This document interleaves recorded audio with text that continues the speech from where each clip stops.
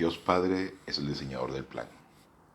Dios Hijo es quien lo ejecuta y Dios Espíritu Santo quien lo comunica, el Paracletos.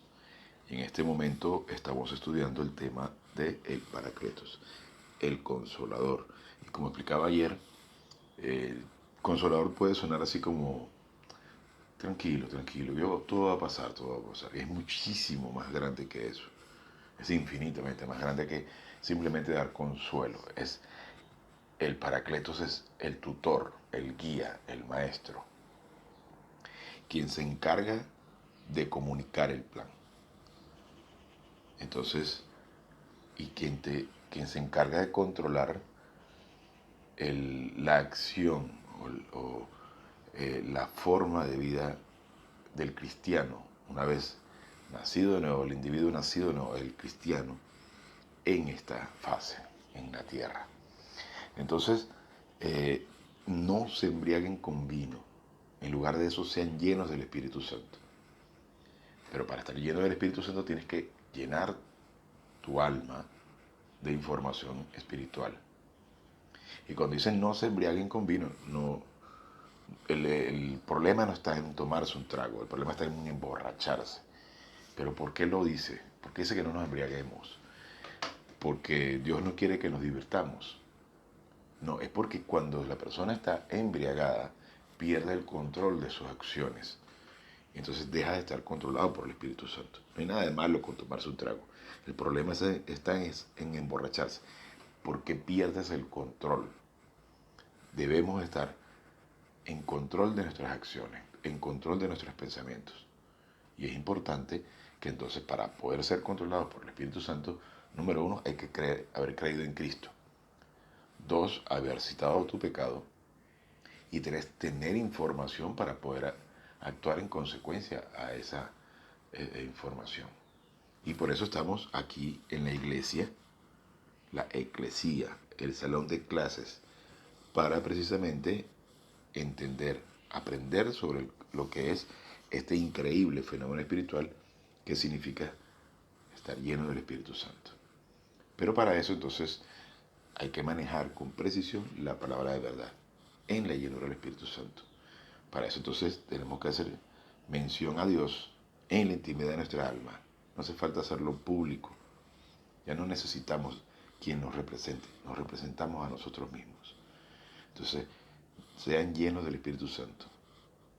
Para eso es, si citamos nuestros pecados, Dios es fiel y justo para perdonar nuestros pecados y purificarnos de todo mal hacer. Entonces, unos breves instantes para poder sentarnos ante la mesa en el palacio real, a fin de que podamos disfrutar del banquete espiritual, que significa el conocimiento y el crecimiento, a fin de que el Espíritu Santo venga a hacer claro este mensaje. Unos breves instantes e iniciamos la clase de hoy.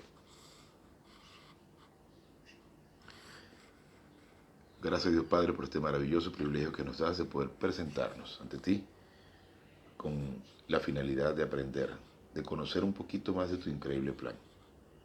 Te pedimos que vengas a hacer clara esta información a fin de que podamos metabolizarla, utilizarla en nuestro diario vivir, a fin de que podamos conocerte más y alcanzar aquello para lo cual hemos sido llamados. En el nombre de su Majestad Jesucristo. Amén. Y bien, continuando con el tema que nos ocupa, estábamos hablando sobre el Paracletos, sobre el Espíritu Santo. La palabra neumáticos, que proviene justamente de espíritu, que puede significar aliento, hálito,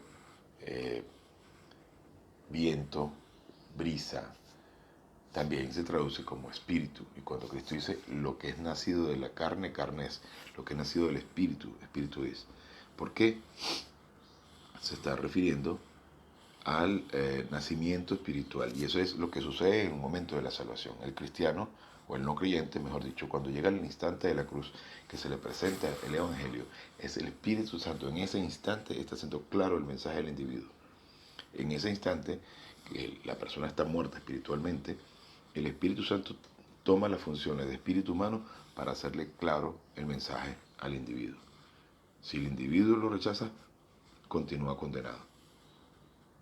Si la persona lo acepta, entonces en ese instante el Espíritu Santo viene a crear un espíritu humano que entonces es aquel al que luego le va a transmitir la comunicación.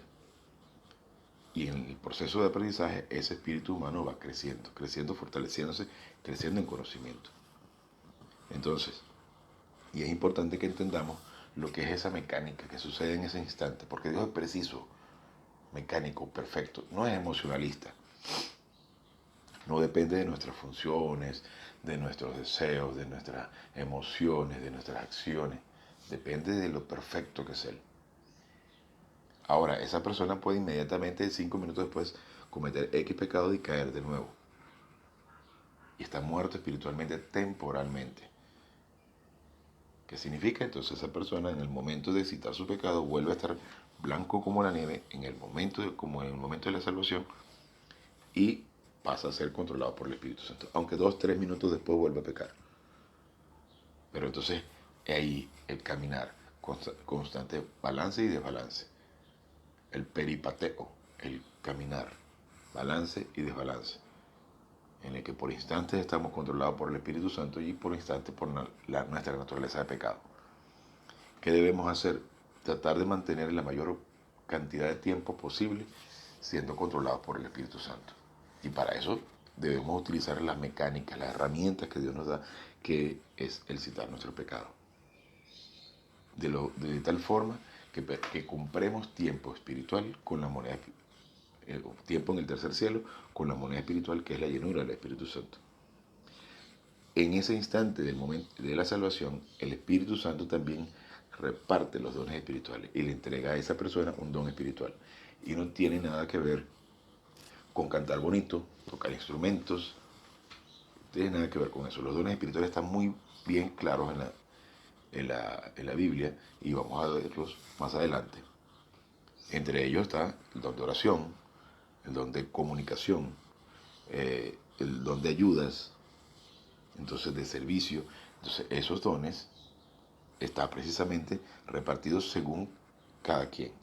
Porque lo que significa cantar bonito, tocar instrumentos y ese tipo de cosas no son más que productos de la genética, de la herencia de los padres. Son habilidades de cada quien, no tienen nada que ver con los dones espirituales.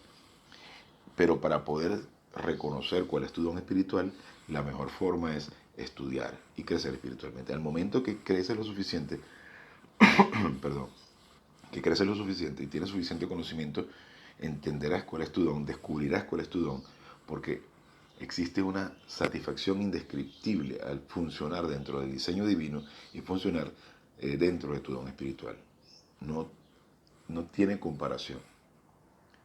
Existe ahí por supuesto toma acción las emociones, donde dices, sientes una emoción increíble al poder funcionar dentro de tu don. Pero para eso se requiere conocimiento. De igual forma, en el instante de la salvación, en el instante que crees en Cristo, el Espíritu Santo está bautizándote. Y cuando habla dice del agua, no está refiriéndose al bautizo de agua. Ya de hecho, el bautizo de agua en este momento ya no es necesario. El bautizo de agua, cuando se refiere en la Biblia, es que lo que es nacido del agua se está refiriendo al vientre de la madre, donde el bebé está nadando en líquido amniótico, pero no se está refiriendo al bautizo de agua. El bautizo de agua no era más que una forma de representar lo que sucedería en la cruz. Porque la palabra baptism significa eso, sumergir algo en una sustancia líquida para identificarla con alguien. Y luego veremos con más detalle lo que significa el bautizo. Pero básicamente es una forma de identificarte con algo. Es decir, si yo, que lo he mencionado en otras oportunidades, me coloco una camiseta o una gorra con el símbolo, el logo de algún equipo de fútbol o de béisbol o de lo que sea, o bien sea un partido político o X cosa con la que yo me sienta identificado, como la bandera de mi país o algo así, eso automáticamente le dice a los demás, yo pertenezco a esta afición o a este partido político o a este país. Eso les demuestra a los demás quién soy o cuáles son mis afinidades. Entonces, el bautizo del Espíritu Santo es la identificación con la obra de Cristo en la cruz. No hace falta que se vea, no hace falta que lo muestres ante la gente. Eso está mostrado en, digamos que en las esferas espirituales. Entonces el bautizo no era más que una forma de enseñar, mira, esto es lo que va a suceder en la cruz. La muerte, la sepultura y la resurrección. Está identificado con la obra de Cristo en la cruz. Entonces, cuando se cree en Cristo, en el instante de la cruz, en el instante en el que crees en Cristo, en ese instante el Espíritu Santo te identifica con la obra de Cristo. Estás sellado, identificado. Entonces, eres apartado, eres santo, apartado para la salvación, para la eternidad con Dios. Entonces, eso es una breve introducción de lo que vamos a ver.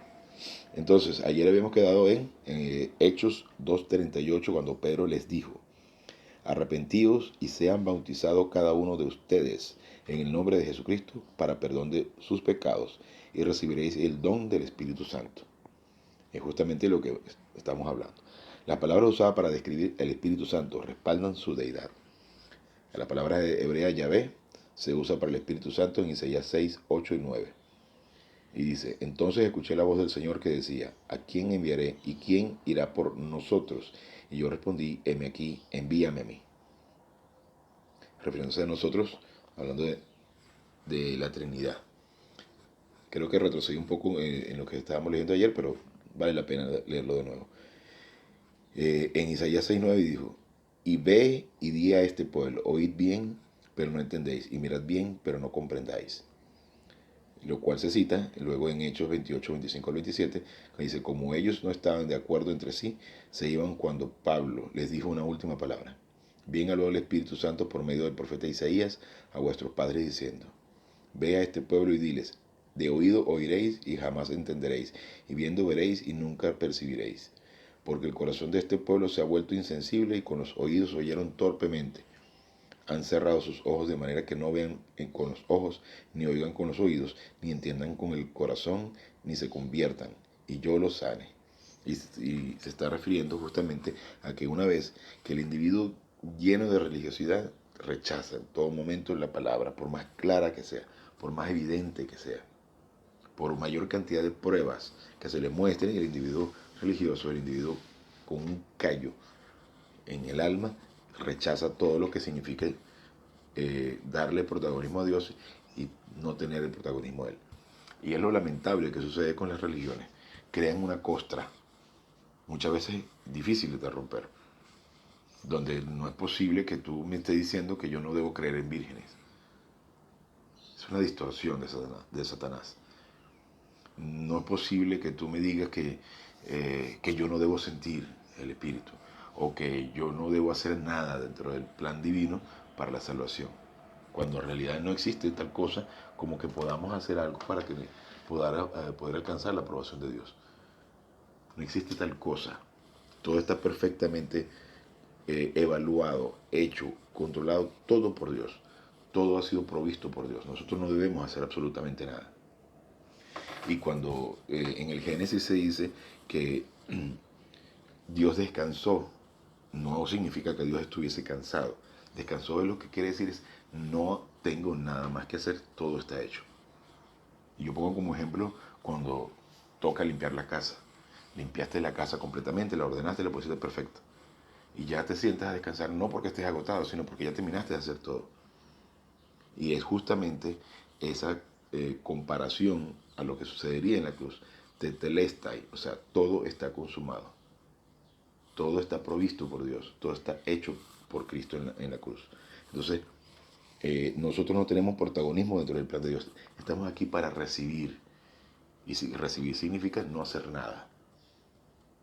Descansar en su plan. Decir: Padre, yo estoy aquí para recibir todo lo que tú quieras darme. Y estar dispuesto a recibir cosas que no necesariamente nos gusten. Cosas que de pronto no sean de nuestro agrado. Pero cuando tienes conocimiento de la palabra de Dios y cuando logras desarrollar amor recíproco por Él, es decir, cuando comienzas a conocer a Dios y te das cuenta que todo es perfecto, Y todo forma parte de un maravilloso plan, donde todo lo que Él provee está precisamente para que aprendamos a disfrutar este mundo caído, aprendamos a disfrutar esta tragedia que significa estar acá. Pero puede convertirse esta tragedia en una aventura, una diversión, donde tú sabes que vienen cosas difíciles, pero estás preparado para enfrentarlas. Entonces somos soldados dispuestos a enfrentar cualquier situación con el entrenamiento suficiente para poder salir airosos de todo esto. Entonces puedes decir, gracias Padre. Me viene una adversidad, gracias Padre. Me vienen dificultades, gracias Padre. Porque comienzas a entender que tú descansas en su plan y todo está perfectamente diseñado para que disfrutes las situaciones por más trágicas que puedan ser. Y por eso pongo siempre como ejemplo una enfermedad terminal en la que el médico te dice, mira, te queda una semana de vida. Y en ese instante puedes preocuparte, puedes angustiarte, puedes derrotarte y sufrir y llorar. Y yo pongo como ejemplo lo de la muerte porque es la cosa que a la mayor parte de la gente le causa mayor temor. Pero es justamente eso, poder estar ante situaciones tan terribles como que te secuestren y pongan, te demuestren que te van a quitar la vida en unos minutos. Y en ese instante puedes decir, Padre, gracias porque si este es el instante en el que voy a estar contigo, nos veremos en unos minutos. Si esta es la forma en la que decidiste que nos veamos dentro de poco, gracias Señor. Y te relajas y disfrutas la experiencia. Y no por ser masoquista, sino porque sabes que todo forma parte de un increíble plan. Y estás controlado por el Espíritu en ese instante, en medio de esa situación. O te derrumbas, te mueres del pánico, que es perfectamente normal, es natural, somos seres humanos. Existe una naturaleza de pecado en nosotros que nos puede controlar. Y allí lo que tenemos que poner en práctica, y esa es la metabolización y la aplicación en una circunstancia como esa, tan terrible como el secuestro. Entonces, tienes esa maravillosa oportunidad de descansar en su plan. No estoy diciendo que no vayas a sentirse temor en el momento, pero puedes en ese momento concentrarte en el Espíritu Santo, en Dios y decir, Padre, gracias, porque en este instante tengo miedo. Pero yo sé que todo forma parte de un magnífico plan. Y si tú has decidido que en este instante me disparen a la cabeza y pierda la vida, o mejor dicho, es que nadie puede quitarte la vida, es Dios quien decide cómo da y quita la vida a cada quien. Entonces no tenemos razones para sentir miedo. En ese instante puedes estar controlado por el Espíritu Santo y decir, gracias Padre, porque si este es el momento que tú decidiste para que me vaya contigo, bienvenido sea. En unos minutos nos vemos. De eso se trata. Que es difícil, sí, es imposible si no estás lleno del Espíritu Santo. Es imposible si no tienes información. Es imposible que en ese instante te pongas a cantar una canción, porque de nada te sirven las expresiones emocionales que se enseñan en la mayor parte de los establecimientos religiosos, si no lo puedes poner en práctica en una situación como esa. Entonces vamos a avanzar un poquito para continuar con el tema del Espíritu Santo. Ok, también se muestra la deidad del Espíritu Santo en el uso del sustantivo plural Elohim en las Escrituras. Él se llama Theos. Dice en Efesios 4:30, además dejen de contristar, o sea, de irritar, de insultar, de afligir. Eso es un antropopatismo, lo explicaba ayer, que es aplicarle políticas humanas a Dios a fin de que podamos entenderlo. Entonces, dejen de contristar al Espíritu Santo, el Dios por quien a ustedes han sido sellados para el día de la redención. Ok, aquí creo que tengo algo que explicar que con respecto a contristar el Espíritu. La blasfemia contra el Espíritu Santo es justamente rechazar la obra de la salvación. No existe tal cosa. De hecho, hay un solo pecado que Cristo no pudo pagar en la cruz y era el no creer en Él. Y es el pecado por el cual somos condenados. No por nuestros pecados personales, sino estamos hablando de rechazar el Evangelio.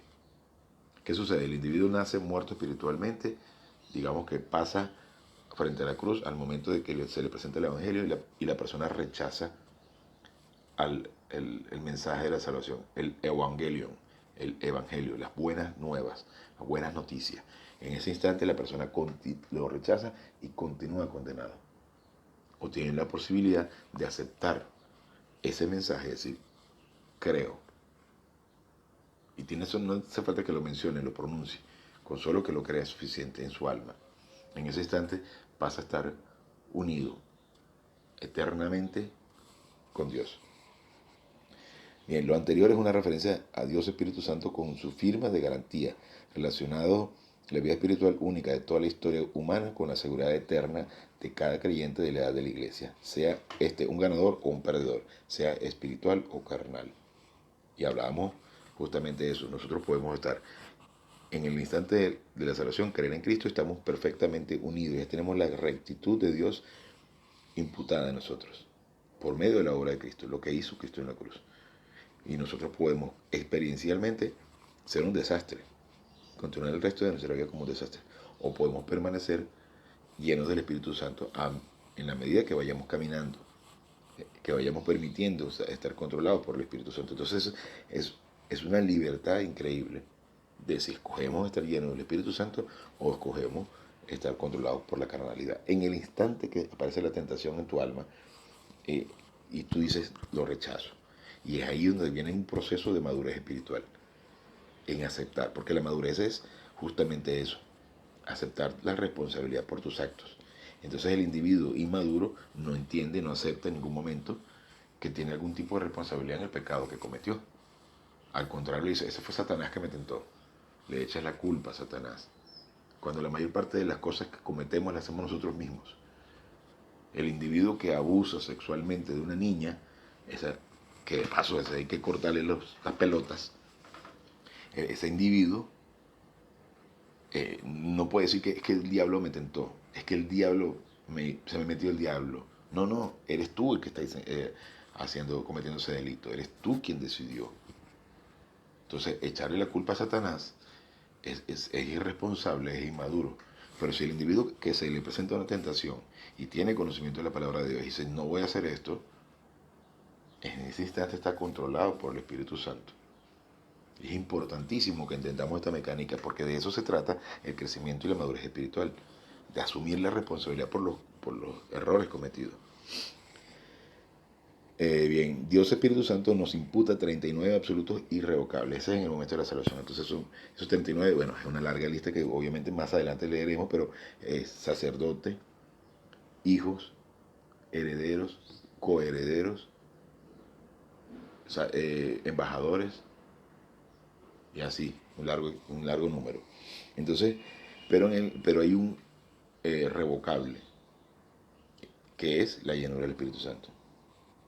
Dios Espíritu Santo nos llena en el momento de la salvación, pero esta función es revocable cuando cometemos un pecado. Esto es lo que estábamos hablando hace unos minutos. Y nos restaura por medio de la técnica de citar los pecados, en 1 Juan 1.9. La llenura del Espíritu Santo es el poder único de la vida espiritual durante la edad de la iglesia. En la versión Reina Valera nos dice en Hechos 1.8, pero ustedes recibirán poder cuando el Espíritu Santo haya venido sobre ustedes y me serán testigos en Jerusalén, en toda Judea, en Samaria y hasta lo último de la tierra. Comparado con Juan 14:26, según la versión del coronel Robert B. Thien, pero el Paracletos, o sea, el guía, el tutor, el maestro, el sustituto, el verdadero sustituto, representante de Cristo en la tierra, que es el Paracletos, el Espíritu Santo, que el Padre enviará en mi nombre. Él les enseñará todas las cosas y les hará recordar todo lo que yo les he comunicado. El Espíritu Santo es el comunicador, es el instructor, el maestro, el tutor. El comunicador, el pastor, no es más que la boca, que los labios y las cuerdas vocales que emiten el sonido. De manera que es el Espíritu Santo que se tiene que encargar de hacer claro el mensaje. Si lo que yo estoy comunicando es falso, el Espíritu Santo no puede hacer claro ese mensaje al espíritu humano que reside en ustedes. Es decir, yo puedo decir aquí, cree en Simón Bolívar y será salvo.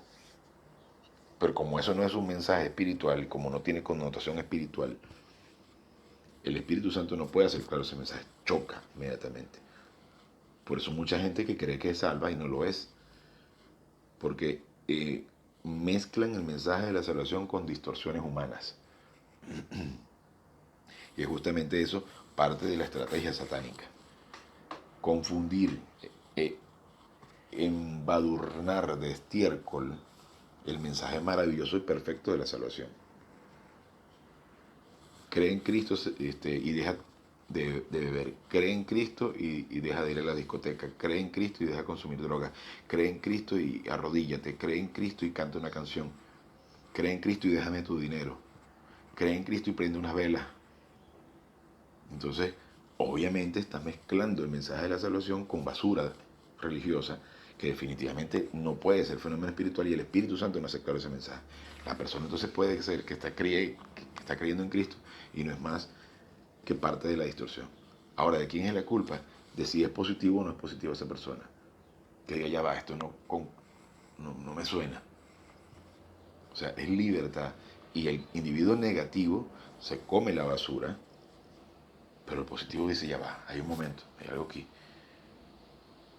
Y cuando hablo de positivo es el que cree en Cristo. Y luego dentro de los cristianos está el que le prefiere comer basura y el que prefiere comer algo más concreto, más sólido, más alimenticio, más depurado. Que es el mensaje sin distorsiones humanas.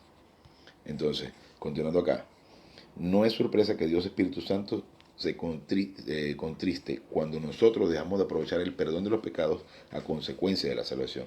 Y después en cuanto a citar nuestros pecados. En 2 Corintios 3:17 dice, Él se llama Curios, lo cual denota deidad, porque el Señor es el Espíritu Santo, y donde está el Espíritu del Señor, en el cuerpo del creyente y en la dinasfera divina, allí hay libertad.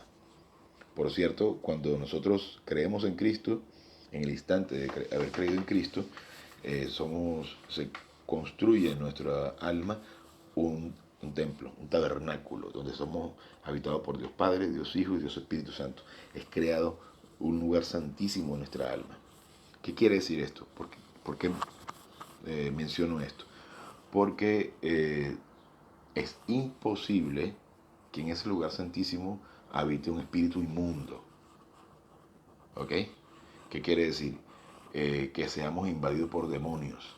El cristiano no puede, bajo ningún concepto, ser invadido por algún tipo de espíritu inmundo. No puede ser poseído por ningún espíritu inmundo.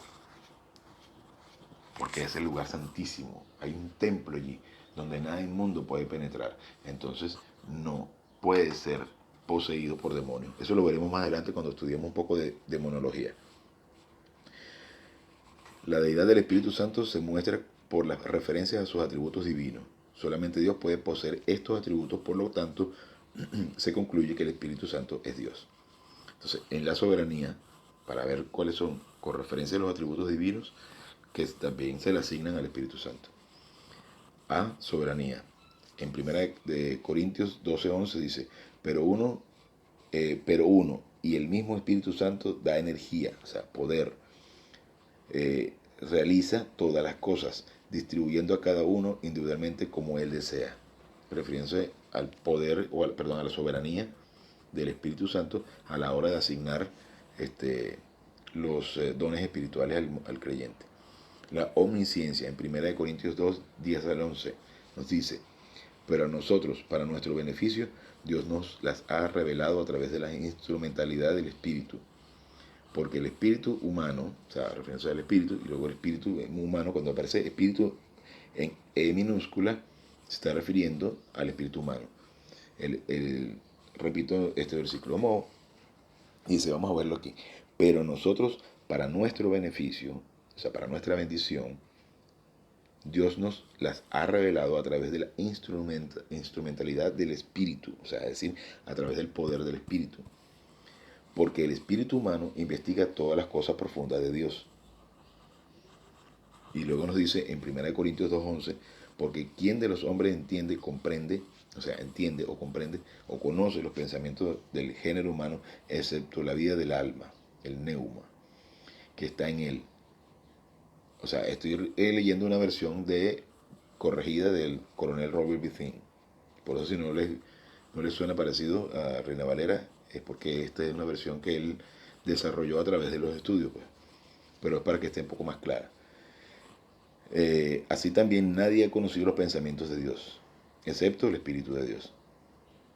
Debemos recordar que el no creyente es muerto espiritual, lo que quiere decir que no entiende el mensaje y más si no acepta el mensaje de la salvación. Por eso el mensaje único que podemos transmitirle al no creyente es: cree en Cristo y será salvo. La omnipresencia. En la versión Reina Valera, omnipotencia. Dice en Génesis 1:2: y la tierra estaba sin orden y vacía, había tinieblas sobre la faz del océano, y el Espíritu de Dios se movía sobre la faz de las aguas. La omnipresencia. En Salmo 139:17 nos dice: cuán preciosos me son, oh Dios, tus pensamientos, cuán grande es la suma de ellos. La verdad. En 1 Juan 5:6 nos dice: este es Jesucristo, el que vino por agua y sangre. O sea, de nacimiento de mujer, el vientre de la mujer, el líquido amniótico, y de sangre, o sea, de cuerpo, humanidad. No por agua solamente, sino por agua y sangre. Y el Espíritu es el que da testimonio sobre el Espíritu, porque el Espíritu es la verdad. Vida. En Romanos 8:2 dice: porque la ley del Espíritu de vida, o sea, la ley de la llenura del Espíritu Santo, en Cristo Jesús te ha liberado de la ley del pecado y de muerte. Es decir, la ley de pecado y de muerte es la ley mosaica que enseña que soy un pecador y después nos condena a muerte. Es decir, los 10 mandamientos, que no son 10, creo que eran 140 y algo así, eran muchos más, del Talmud, la ley del Antiguo Testamento, nos dice más bien: ¿sabes qué? Mira, estas son la lista inmensa de razones por las cuales puede ser condenado. Ni los borrachos, ni los fornicarios, ni que si deseas la mujer de tu prójimo, que si. Entonces cuando lees esa enorme lista dice: caramba, ninguno se salva.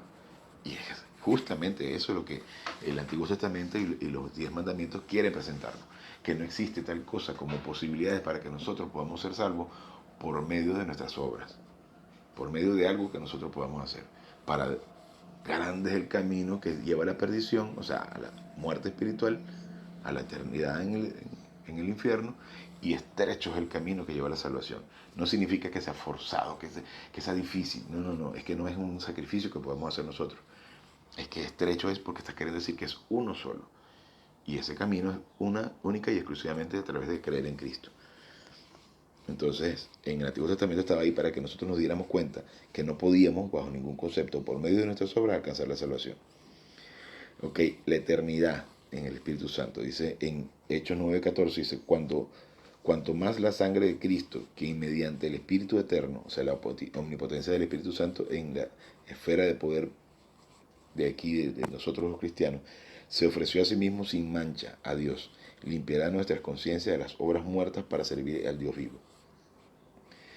Y bien, entonces tenemos más temas, por supuesto.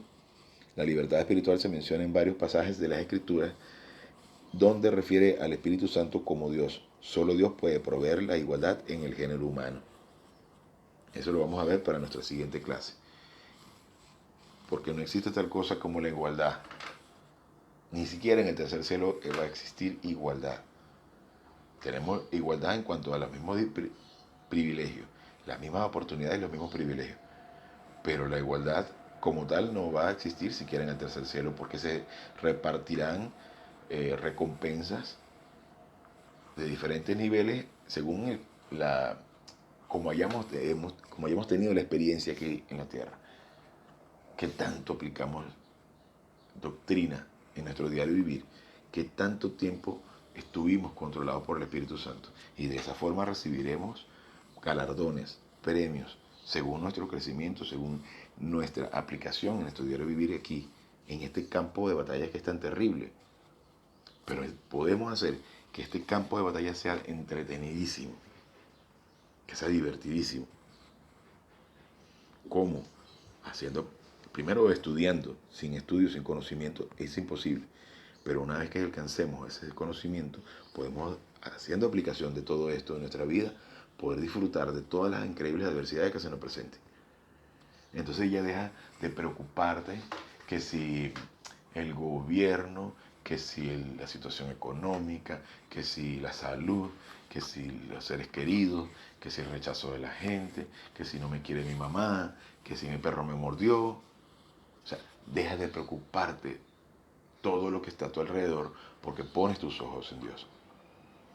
Y entonces comienzas a disfrutar el mundo, comienzas a disfrutar de las circunstancias, comienzas a tener paz.